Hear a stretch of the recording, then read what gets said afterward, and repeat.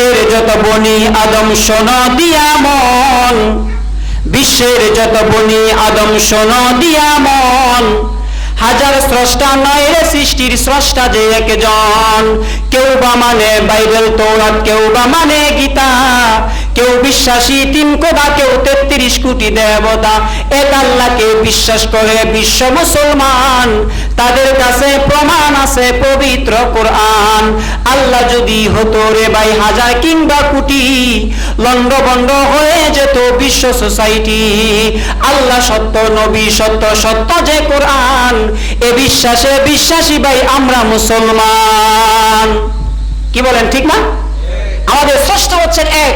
এই চেয়ারটা বানাইছে একটা রাজমিস্ত্রি। কে বানাইছে? কথা বলেন, রাগ করছেন নাকি আমার সাথে? রাজমিস্ত্রি। কি দিয়ে বানাইছে? হাতুড়ি, লোহা, এই কাঠ ফিনিশ করে একটা চেয়ার বানাইলো।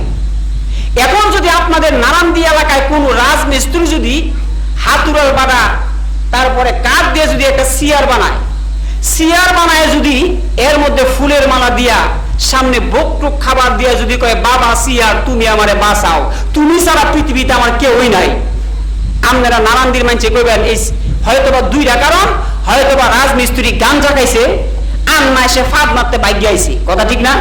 কারণ যেই চেয়ারটা আপনি নিজের হাতে বানাইছেন, এর ফুলের মালা দিছেন, এর সামনে অনেক মোমবাতি দিয়ে আগরবাতি দিয়ে সাজায়া আপনি চেয়ারের কাছে ভিক্ষা প্রার্থনা করেন, আপনি তো মেয়াদ উত্তীর্ণ গাঞ্জা খাইছেন। কথা ঠিক না?